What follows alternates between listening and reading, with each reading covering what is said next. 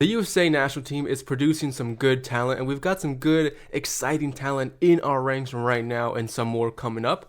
But it wasn't always this way. We always had some players who kind of seemed to be looking to make a big splash or had good potential, and then kind of just one day fizzled out or just couldn't handle it. So in this video, we're going to talk about some forgotten USMNt players who are, forgotten. And I'm not going to be talking about every single player who made an appearance.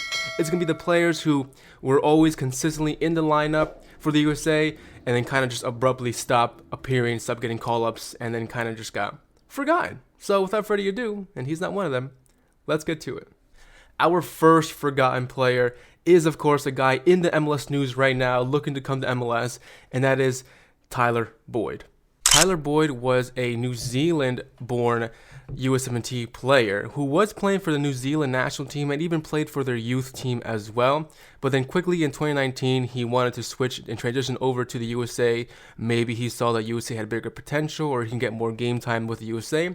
I don't know. To me, in my opinion, I feel like USA is harder to get into than maybe the New Zealand national team, but that's just my biased opinion. He got his debut back in June 2019 under Greg Berhalter against Venezuela, where the USA lost at home 3-0. Terrible defeat for Berhalter and for USA in general. Tyler Boyd played 62 minutes and did not score or give an assist at all. He only has 2 goals in 10 games with the USA and 1 assist as well. He scored those only 2 goals against Guyana in the opener match of the 2019 Gold Cup for the USA, where the USA eventually won 4-0. So it's really not too big of an impressive start because we expect someone like him to score against a team of this quality. You know what I mean? Tyler Boyd did play all of the remaining Gold Cup 2019 games except the semifinal against Jamaica and, of course, the final against Mexico where the USA lost 1-0. He stayed on the bench for those 2 games. He did have 2 more friendly appearances against Uruguay and Mexico where USA, again, was not able to win, and he was, again, not able to score either. Tyler Boyd made his last USMNt appearances in the CONCACAF Nations League, where he played 3 games out of the 4 games, and he really did not impress much either. And I think that's why he's not here anymore. He had some good pace on him. He was a good right winger. He just couldn't capitalize on his finishing, couldn't make some good key passes, and eventually just didn't seem like the player we all thought he was going to be.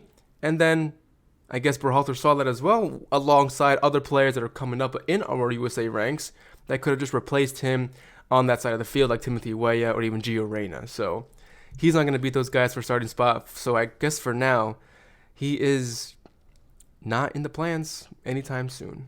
Our next USMNt star who is now forgotten is Sebastian Soto, who looked to be a really good young prospect alongside other prospects we had at that time like Musa, Gio Reyna, Tyler Adams, but then eventually just flopped. He took the Freddie Adu route.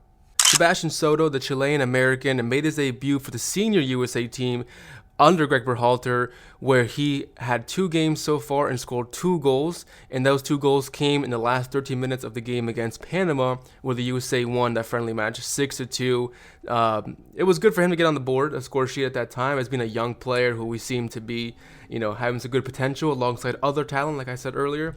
And then he had his big chance in the Olympics under Jason Kreis, and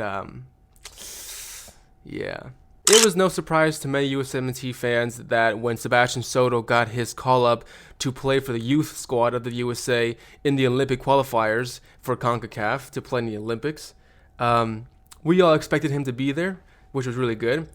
But when he actually started to play, he turned into a totally different player. He had looked like he had no confidence, no scoring ability. He played all 4 games of the Olympic qualifiers, did not score a single game, had some shots, missed some bad shots. He just was not a good player. The USA eventually lost its last 2 games, one against Mexico 1-0, and then of course a semifinal against Honduras youth team 2-1, where he played 28 minutes of that game and couldn't really make an impact. There was a lot of players there who didn't play particularly well either, so I'm not singling Soto out, but he is the main topic of this discussion. So after that, he kind of just fell off. He's playing right now in the first division of Australian Soccer League with Klagenfurt. So hopefully he can turn it around. He's only 22 years old. He's still young. He's got chances more than other guys on this list to kind of redeem himself and get back into the fold.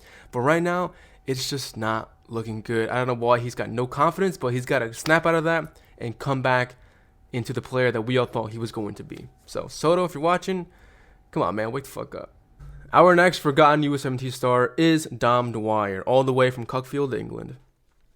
Yes, another dual national who chose to switch over to represent the USA on the national team stage and then couldn't fulfill what he came to fulfill. And that, of course, is scoring goals. Dwyer, born and raised in England, came to the MLS early on in his career and made a big name for himself while playing for Sporting Kansas City, where he racked up 68 goals, 11 assists in 155 appearances, and caught the eye of wanting to represent the USA instead of England. At that time, England was a stronger nation than USA. Right now, I would say they're fucking equal, baby. Okay, they're equal. But at that time, USA didn't have the best strikers. We don't really have any good ones really right now either. But back then, it was a lot worse. So he knew he had a chance to come in here and break into the first team and really make a name for himself on the national team stage because he wasn't getting called up to the England national team. So he figured, why not come here and represent the USA since he's been playing here in the USA League for years now. Even though Dwyer switching over to USA was a big deal and kind of anticipated and exciting, he was only able to receive 4 appearances in general and only scored 2 goals in those appearances. He got his first debut game under Bruce Arena against Ghana in a 2017 friendly where the USA won 2-1 and he scored his first goal for the USA. He would actually be called up to the Gold Cup 2017 where he would score in the first Gold Cup match, his second match, 2 games in a row, 2 goals in a row. The USA drew Panama 1-1, and he did not play the next game of that group stage against Martinique. He was on the bench the whole time. He did start against the third game against Nicaragua, but he did miss a penalty and was subbed off right after that, like maybe a little bit after that. But the USA still needed to find some goals. He was taken off and put on the bench to be replaced with another striker. After those 2 games in the Gold Cup that he played, Bruce Arena changed some players around in that 2017 Gold Cup competition. Once it got to the knockout stage, out of the group stage, he sent a lot of players home, and Dwyer was one of those players who was replaced. The reasoning for this was because Bruce Arena wanted to bring in some more veteran players like Altidore, Tim Howard, and Michael Bradley and Clint Dempsey, just to name a few players who were called into that replacement squad for the knockout stage of that tournament. But a lot of people question, like, well, Dwyer did okay, minus the penalty miss. He did score 2 goals in his first 2 appearances. He was motivated and hungry to make a name for himself. So why go and bring up older players here where we have someone young and hungry here? And why not send like someone like Juan Agudelo, who was playing at that time, to go home instead of Dwyer? We'll never know. That's just Bruce Arena. Even though it was his goal to play some World Cup qualifying games with the USA, he did not get to play a single game for the USMNT. And of course, USA didn't make the World Cup anyway, so I don't know if he would have made much help to change that that aspect, but we'll never know. He made his last appearance for the USA in a 1-1 draw against Portugal, where he was subbed in towards the end of the game, and after that, he just kind of disappeared and got forgotten about. Our last forgotten USMNT star is, of course, none other than the popular Bobby Wood. Bobby Wood made his debut under Jurgen Klinsmann back all the way in August 2013. He was only 20 years old, and his last appearance was in November 2018. He's got a total of 13 goals and 5 assists in 45 games. Bobby Wood was a young USMNT star. The Hawaiian-born player looked to be like the real deal. He's got good pace, decent finishing, he's aggressive, he's strong, he wants to get the ball, and he looked to be very, very promising at that time. He even played in all the USA ranks under Thomas Rogan, Caleb Porter, and then eventually to the senior squad with Jurgen Klinsmann. Bobby Wood didn't seem to be a main call-up for the USA until after the 2015 Gold Cup. He was making regular appearances in friendlies and qualifiers, and he was part of the Copa America Centenario in 2016, where he played in all the games there, scored 1 goal and 1 assist, and that was both against Costa Rica in a 4-0 win.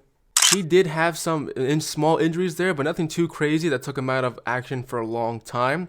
He did play in the World Cup qualifiers in 2017, where of course we lost against Trinidad and Tobago. He played all 90 minutes of that game, where he was also one of the players unable to score and change the fate of the USA's World Cup dreams. In the 9 appearances he made in those friendlies, he only scored 3 goals, but he did play the majority of all these games, and then eventually he kind of fell out of favor for other young strikers or other strikers, maybe like Altidore, to take his place. And I guess that was it for him. He never came back into the fold, never got questioned as to why he's missing from the roster or what. And a lot now, he's 30 years old, so I doubt he'll be able to break into the mold again. He's a shell of what he once was. And his club level form was also not very good. He lost the ability to score and finish a goal. So I don't know what happened to Bobby Wood. It's very sad to see, because I was a big fan of him over Altidore. I liked when they both played together, when they had Altidore and Bobby Wood up front, where Altidore was a strong, slower player and Bobby Wood was a quick, pacey guy who can feed balls to Altidore, and he could do hold up play and feed a ball through ball to Bobby Wood to go in on goal. But those days are long gone now for Bobby Wood and us USMNt fans. That wraps it up. Those are all the forgotten players that I have on my list. Of course, there's a lot more to talk about. And if you guys have some idea of other forgotten players, let me know down below, because maybe I just forgot so much that I can't fucking remember them. So write them down below. I'll make a video if you guys want to. Leave a thumbs up. Really helps your boy out. As always, thanks for kicking with me. I'll see you guys next time. Peace.